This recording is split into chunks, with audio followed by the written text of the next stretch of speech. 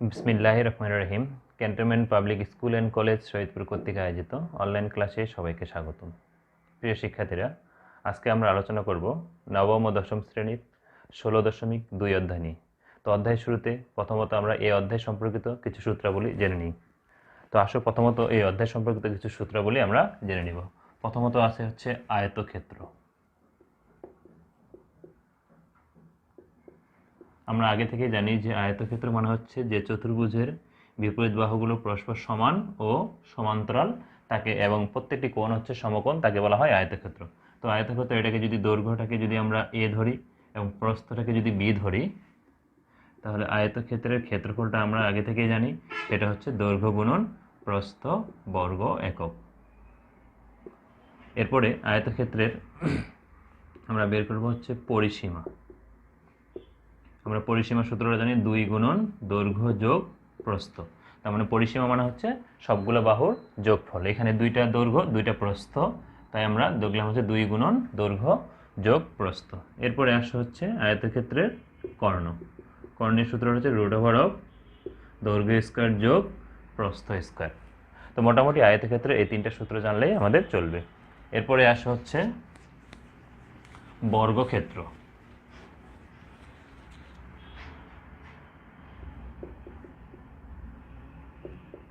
তো বর্গক্ষেত্রে আমরা জানি যে চতুর্ভুজের প্রত্যেকটি বাহু পরস্পর সমান এবং কোণগুলো হচ্ছে সমকোণ, তাকে বলা হয় বর্গক্ষেত্র। বর্গক্ষেত্রে এ বাহুর দৈর্ঘ্য যদি এ হয়, এটাও যদি এ হয়, এবং সবগুলো বাহুর দৈর্ঘ্য এ। তো আমরা জানি বর্গক্ষেত্রের ক্ষেত্রফলের সূত্রটা হচ্ছে বাহুর উপর বর্গ মানে বাহু স্কয়ার। আর বর্গক্ষেত্রের পরিসীমাটা হবে, যেহেতু এখানে 4টা বাহুর দৈর্ঘ্য সমান এবং 4টা বাহুর দৈর্ঘ্য যেহেতু আমরা এ একক ধরে নিয়েছি, তাহলে পরিসীমাটা হবে 4 গুণন বাহু। এরপরে বর্গের কর্ণের সূত্রটা হবে √অফ a স্কয়ার যোগ a square, that is √of 2a square, মানে হচ্ছে √2 ইন্টু বাহু।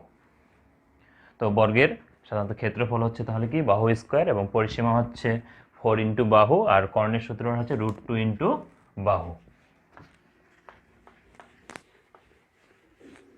তো এরপরে আসা হচ্ছে সামান্তরিক।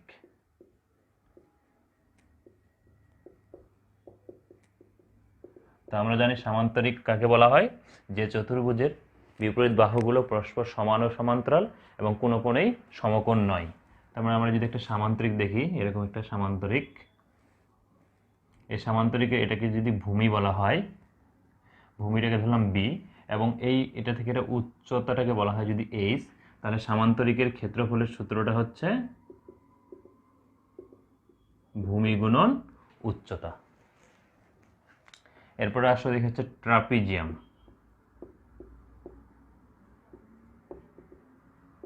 ট্রাপিজিয়াম কাকে বলে, আমরা জানি যে চতুর্ভুজের একজোড়া বাহু পরস্পর সমান্তরাল।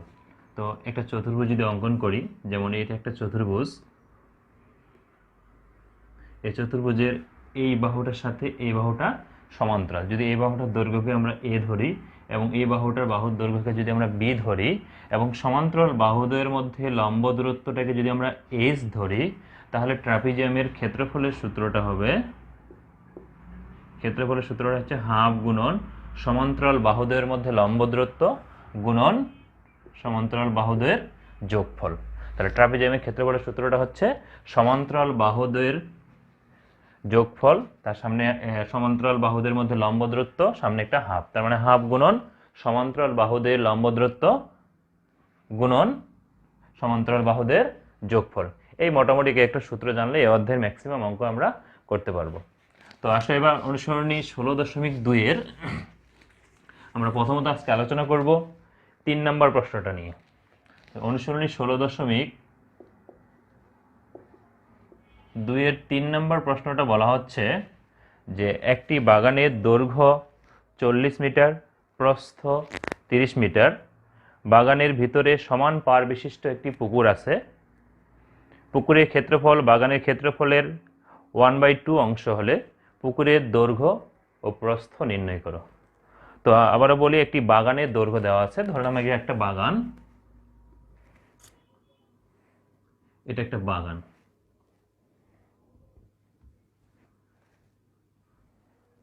তো তো বাগানের দৈর্ঘ্য দেওয়া আছে হচ্ছে 40 মিটার এবং প্রস্থটা দেওয়া আছে হচ্ছে 30 মিটার। এখন বলা হচ্ছে বাগানের ভিতরে সমান পার বিশিষ্ট একটা পুকুর আছে। তো বাগানের ভিতরে একটা পুকুর, পারগুলো হবে সমান, তো আমরা সমান পার বিশিষ্ট মোটামুটি একটা পুকুর অঙ্কন করলাম। তো এটা হচ্ছে বাগানের ভিতরেটা পুকুর, সমান পার বিশিষ্ট, এবং পারগুলোর দৈর্ঘ্যগুলো সমান। ধরলাম আমরা পারের দৈর্ঘ্যগুলো হচ্ছে এক্স, তাহলে এটাও এক্স হবে, এটাও এক্স হবে, এটাও এক্স হবে, কারণ প্রশ্নে বলা হচ্ছিল যে সমান পার বিশিষ্ট পুকুর আছে। তো প্রথমত আমি আবারও বলি যে বলা হচ্ছে বাগানের দৈর্ঘ্য এবং প্রস্থ দেওয়া আছে এবং বাগানের সমান পার বিশিষ্ট একটা পুকুর আছে। যেহেতু সমান পার বিশিষ্ট বলছে, তো আমরা সবগুলো পারের দৈর্ঘ্যটা ধরে নিলাম হচ্ছে এক্স। তো এবং এখানে বলা হচ্ছে বাগানের ক্ষেত্রফলটা, পুকুরের ক্ষেত্রফলটা হবে বাগানের ক্ষেত্রফলের হাফ অংশ। তো যেহেতু আমাদের বাগানের দৈর্ঘ্যটা দেওয়া আছে বাগানের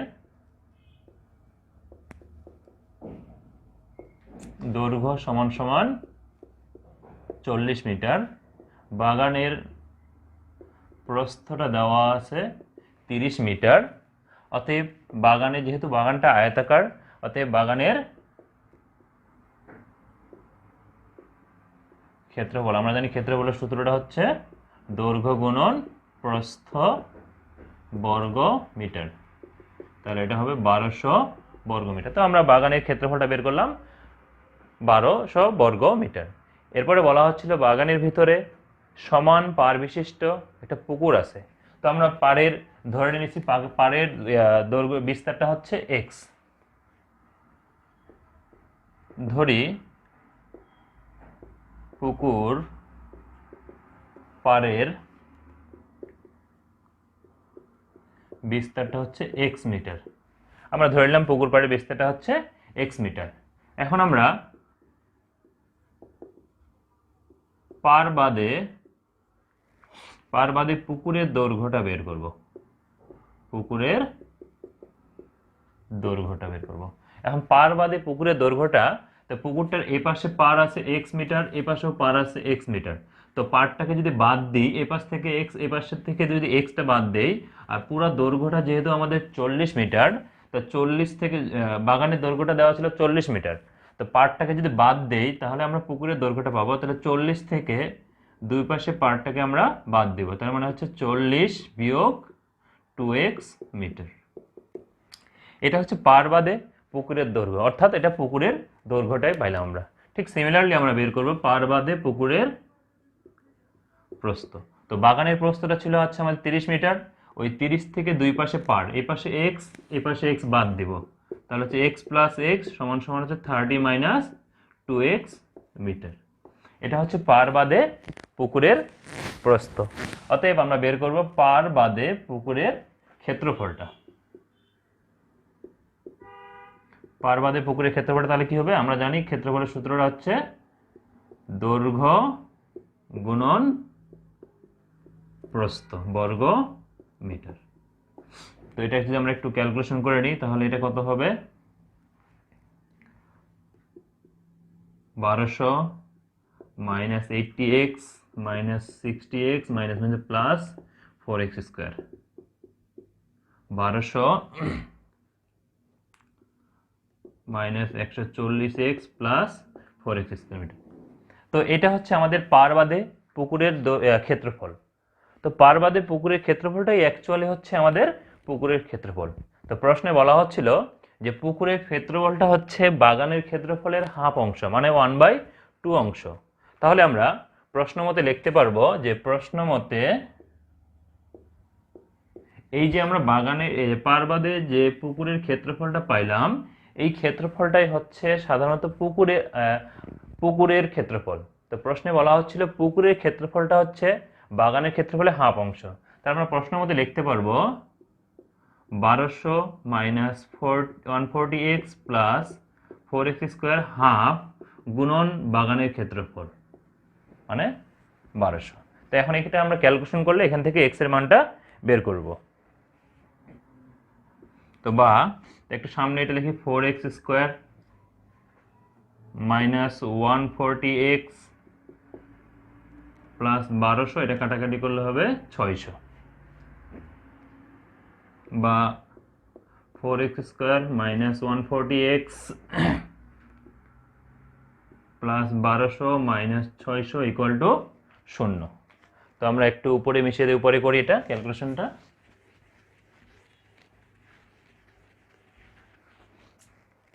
তো এর পরের লাইনে যেটা আসবে ক্যালকুলেশনটা সেটা হচ্ছে বা 4x square minus 140x plus 600 equal to 0। তো প্রথমত আমরা এখান থেকে 4টাকে কমন নিয়ে বাদ দিয়ে দেব, যেহেতু উভয় পক্ষে 4 দ্বারা ভাগ করা যায় তাহলে হচ্ছে x স্কোয়ার, এখানে 4 দ্বারা কমন নিলে হবে 35x, এখানে 15×60 মানে হচ্ছে 150 ইকুয়াল টু 0। এখন আমরা এটাকে মিডিল টার্ম করব। তো x স্কোয়ার মাইনাস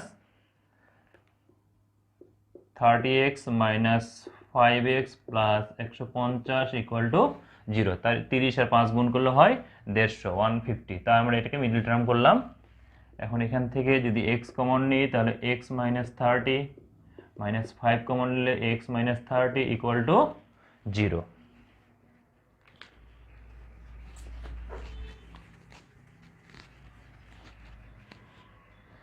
বা x minus 30 into x minus 5 equal to 0। অতএব হয় অথবা হয় x minus 30 equal to 0, x equal to 30, অথবা x মাইনাস 5 ইকুয়াল টু 0 বা x ইকুয়াল টু 5। এখন x এর মান বের হলো দুইটা, একটা হচ্ছে 30 আর একটা হচ্ছে 5। x টা আমরা কি ধরে নিয়েছিলাম? x টা আমরা ধরে নিয়েছিলাম পুকুর পাড়ের বিস্তার। তো বিস্তারটা এখানে একটা হলো 5 আর একটা হলো 30। তো একটা জিনিস খেয়াল করে দেখো এখানে যে আমাদের পুকুর পাড়ের দৈর্ঘ্য মানে বাগানের দৈর্ঘ্যটাই দেওয়া ছিল হচ্ছে 30। এখন পুকুর পাড়ের বিস্তারটা যদি 30 হয়, কারণ বাগানের প্রস্থটা কখনো বিস্তারের সমান হতে পারে না, এই জন্য এই মানটা আমাদের গ্রহণযোগ্য হবে না। তাহলে x ইকুয়াল 30 মানটা গ্রহণযোগ্য হবে না। কেন না? কারণ হচ্ছে পাড়ের বিস্তারটা কখনো বাগানের প্রস্থের সমান হতে পারে না। পাড়ের বিস্তারটা যদি প্রস্থের সমান হয় তাহলে তো পাড়েই থাকবে না। তো এই জন্য x এর মানটা 5 আমাদের গ্রহণযোগ্য। তো x এর মানটা আমরা 5 যেটা পাইলাম, এই মানটা আমরা পুকুরের পার বাদে যে পুকুরের দৈর্ঘ্যটা ছিল ওইটাই হচ্ছে অ্যাকচুয়ালি আমাদের পুকুরের দৈর্ঘ্যটা। তার মানে আমরা x ইকুয়াল টু 30 এই মানটা গ্রহণযোগ্য নয়। তাহলে x ইকুয়াল টু 5 মানটা হচ্ছে আমাদের গ্রহণযোগ্য। তো অতএব পাড়ের বিস্তারটা কত হবে? পাড়ের বিস্তারটা হবে 5 মিটার। এখন আমাদের প্রশ্নে বলেছিল যে পুকুরের দৈর্ঘ্য ও প্রস্থ নির্ণয় করো। অতএব পুকুরের দৈর্ঘ্য, পার বাদে পুকুরের দৈর্ঘ্যটা যেটা ছিল ওইটা হচ্ছে অ্যাকচুয়ালি পুকুরের দৈর্ঘ্য। তাহলে পুকুরের দৈর্ঘ্যটা হচ্ছে 40 মাইনাস 2x ছিল, তার মানে হচ্ছে 40 মাইনাস 2 গুণন 5 দ্যাট ইজ হচ্ছে 30 মিটার। এটা হচ্ছে আমাদের পুকুরের দৈর্ঘ্য। এবং পুকুরের প্রস্থটা তাহলে কি হবে? পার বাদে পুকুরের যে প্রস্থটা ছিল সেটাই হবে অ্যাকচুয়ালি আমাদের পুকুরের প্রস্থ। তাহলে পুকুরের প্রস্থ 30 minus 2x that is 30 minus 2 গুণন 5 দ্যাট ইজ হচ্ছে 20 মিটার। তো তাহলে পুকুরের দৈর্ঘ্যটা হচ্ছে 30 মিটার এবং প্রস্থটা হচ্ছে 20 মিটার। তো আশা করি খুব সহজে তোমরা এই অঙ্কটা বুঝতে পারছো। তো খুব সিম্পলি একটা ম্যাথ। এই ম্যাথটা করার জন্য আমরা প্রথমত যেটা করছি, বাগানের এখানে দৈর্ঘ্য প্রস্থ দেওয়া ছিল, ওখান থেকে ক্ষেত্রফলটা নির্ণয় করছি। তারপর একটা পুকুর পাড়ের বিস্তার ধরে নিচ্ছি, যেহেতু সমান পাড় বিশিষ্ট একটা পুকুর ছিল ভিতরে। তারপর পাড় বাদে পুকুরের দৈর্ঘ্য এবং প্রস্থটা নির্ণয় করে ওখান থেকে ক্ষেত্রফলটা বের করছি। বের করার পরে আমাদের প্রশ্নে বলা হচ্ছিল যে পুকুরের ক্ষেত্রফলটা বাগানের ক্ষেত্রফলের হাফ অংশ। তো হাফ অংশ দিয়ে আমরা ক্যালকুলেশন করে x এর দুইটা মান বের করছি। x এর একটা মান x ইকুয়াল 30, এই মানটা গ্রহণযোগ্য নয়, কারণ পুকুরে বাগানের প্রস্থটা কখনো পাড়ের বিস্তারের সমান হতে পারে না। পাড়ের বিস্তারটা সমান হতে পারে না। তার পাড়ের বিস্তারটা পাইলাম হচ্ছে 5 মিটার। অতএব পুকুরের দৈর্ঘ্যটা হবে 40 minus 2x that is 40 minus 2 গুণ 5 10, তার মানে 30 মিটার। প্রস্থটা হচ্ছে 20 মিটার। তো আশা করি তোমরা সকলে এই অঙ্কটা খুব সহজে বুঝতে পারছো। তো এরপরে আসো আমরা অনুশীলনী 16.2 এর 4 নম্বর অঙ্কটা দেখি। তো 16.2 এর 4 নম্বর অঙ্কটা যেটা বলা হচ্ছে যে একটি বর্গাকার মাঠের বাইরে চারদিকে 5 মিটার চওড়া একটি রাস্তা আছে, রাস্তার ক্ষেত্রফল 500 বর্গমিটার হলে মাঠের ক্ষেত্রফল নির্ণয় করো। তো এখানে বলা হচ্ছে 4 নম্বর অঙ্কটা একটি বর্গাকার মাঠের বাইরে। তো আমরা একটা বর্গাকার মাঠ অঙ্কন করি। বর্গাকার মানে সবগুলা বাহুর দৈর্ঘ্য সমান। তো আমরা একটা বর্গাকার মোটামুটি একটা মাঠ অঙ্কন করলাম। ধরলাম এটা একটা হচ্ছে বর্গাকার মাঠ। এই মাঠের বাইরে 5 মিটার, চারিদিকে 5 মিটার চওড়া একটা রাস্তা আছে। তো এটা রাস্তা নিলাম। এটা হচ্ছে বর্গাকার মাঠের বাইরে 5 মিটার একটা চওড়া রাস্তা। তো এটা রাস্তাটা হচ্ছে 5 মিটার। তো এই পাশেও 5 মিটার, এই পাশেও 5 মিটার, এই পাশেও হচ্ছে 5 মিটার। তো যদি রাস্তা আছে, বলা হচ্ছে যে মাঠের ক্ষেত্রফলটা নির্ণয় করো। মোট কথা হচ্ছে এর ক্ষেত্রফলটা নির্ণয় করো। তো রাস্তার ক্ষেত্রফল দেওয়া আছে, মাঠের ক্ষেত্রফলটা আমাদের নির্ণয় করতে বলছে। তো আমরা মনে করি বা ধরি